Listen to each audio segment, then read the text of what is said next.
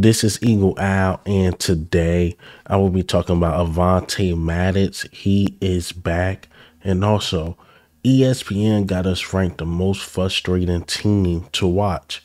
They might get a W for that one. I might agree. Also, we're going to talk about the Cardinals a little bit. They dealing with some injuries. This should be a blowout, but let's get straight into it. This week. So, I mean, yeah, that's the end goal is good and winning the NFC East, but in reality, everyone's mindset is just winning this game. I mean, we're treating it like a playoff. Every game from now on has to be treated like a playoff. We still got everything in front of us. Some stuff got to happen, but we got to make sure we win at the end of the day. And so I know for us, it's just like any other week. We got to make sure we go out and execute and go get the W. All right, so let's get straight into it. Let's talk about the injury report for the Philadelphia Eagles. But here we go. All right, so we had Darius Slay officially out with the knee injury. Zach Cunningham is questionable. Won't be surprised if he don't play. Nicholas Merrill make his return. So it's going to be interesting what they do with the linebacker room. Albert O appeared on the injury report with a hamstring injury. Don't be surprised if they put Albert O on IR to elevate Avonte Maddox, because as you see, Avonte Maddox will be back. Also, Landon Dickerson with his thumb only missed a game will be back. So it's good to hear Avonte Maddox is going to be back, because not that we need him for the Cardinals, but you got to get him in game sheet. I believe first my sentiment was different, like just bring him back during the playoffs. But I believe these next two games, you're just trying to build up Avonte Maddox, gameplay, game speed of the game, because I haven't played in weeks and months. And to get thrown in the fire against a playoff team, that could be a lot. Even if it is just the Seahawks, because the Seahawks still got JSN, DK, and Tyler Lockett. So they got some guys, and you want your best slot corner to be in game shape. So these next two games, you just want to get them in game shape. And I believe Avonte Maddox make a difference. Teams can't just exploit the middle of the field, even though Roby been holding it down a little bit. But Avonte Maddox, at least he will make you think twice, especially with a play caller like Matt Patricia. Matt Patricia put him in situations to win. So Avonte Maddox just got to play up to par, get into game shape, see how many snaps they play him. And, man, I can't wait to see Avonte Maddox play, because it's been a while. We know Avonte Maddox, unfortunately, might not be the future, but knowing us, he's a Philadelphia Eagle. They probably try to cut his salary a bit. But we'll see what we do with Avonte Maddox. And Avonte Maddox is so talented, but injuries is plaguing his career. Like, he could be one of those ones. Remember, they had him on the outside. A lot of Eagles fans was calling like, nah, put him in the slot. I'm telling you, he could play because he could keep up with any receiver. That's been the best thing for Avonte Maddox. They put him in the slot. He's been balling. Only thing that hinder him is the injuries.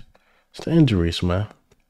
All right, so let's get into the next topic. ESPN has the Eagles ranked as the most frustrating team to watch.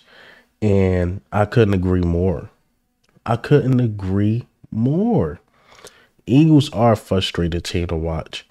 And they basically went into running the ball. That's what the article went into. Like, they run the ball this percentage of the time and pass the ball this percentage of the time. And how last year they ran the ball a little more. The offense was more fluid. Whereas though this offense, they passing it a lot more and running it a lot less. And they tried to justify it because they saying like, well, we've been behind. So, of course, we're going to, pass the ball more. But they saying like, why don't the Eagles run it on first down more or establish the run early in the game? Like, they saying everything the fans are saying. And I'm telling you, this is a super rare W for ESPN, because ESPN called out all the BS the Eagles fans been calling for, but they put it in numbers like this percentage of the time and this percentage of the time. And it's frustrating to watch because they talented. We upgraded that running back. Our line is basically the same. got the same quarterback who's been hurt this year. We even just elevated the play caller, so you're thinking the offense might be the same. Still got the same tight end, still got the same receivers. Like, what is going on? You could have literally just did what you did last year and implemented for this year. And I just don't know why the Eagles don't do it. They can say this is the same offense all they want, and I might believe them. It might be the same play sheet, but they're not calling it right. They're not. When you got Eagles fans screaming, run the ball, that's a problem. And then when you got DeAndre Swift, who's a game changer, that's a problem because he got to find ways to get the ball. Now, no, this is a money game. This is a business.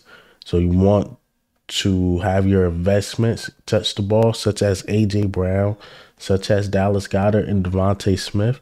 But at the end of the day, Agent Zero is just as good as them. You establish the run, move the ball down the field that way. Then they will set up the explosive plays.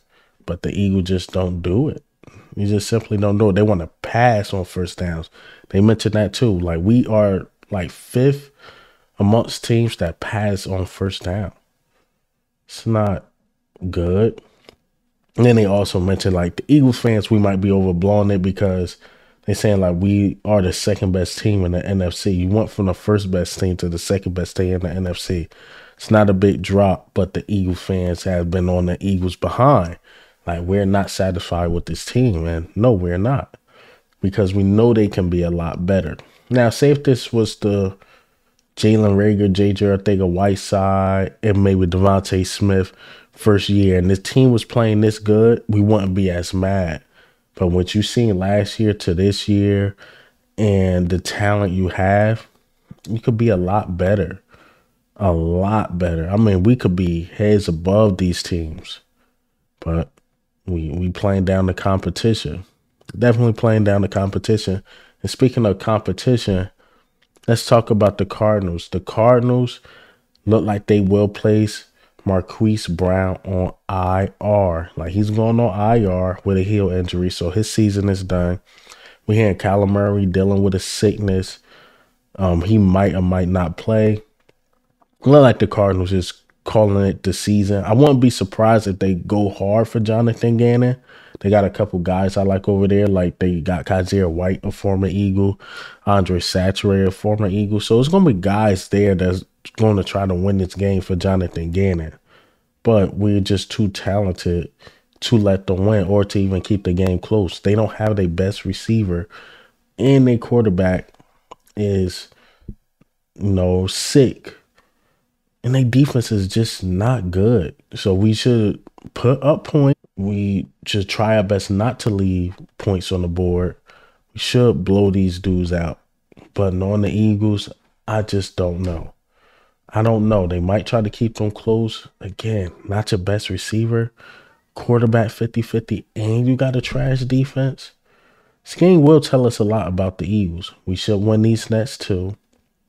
Hopefully, I can't believe I'm saying this, but hopefully the Cowboys win today. Because if the Cowboys win today, we could at least get the second seed. Now just wishful thinking for the 49ers to lose.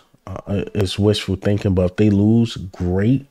That give us a chance for the first seed, but I'm not even thinking of the first seed. We could get the second seed, and at least, some of these games could come through Philadelphia and, not whatever stadium. What do you think, and how do you feel about the news today?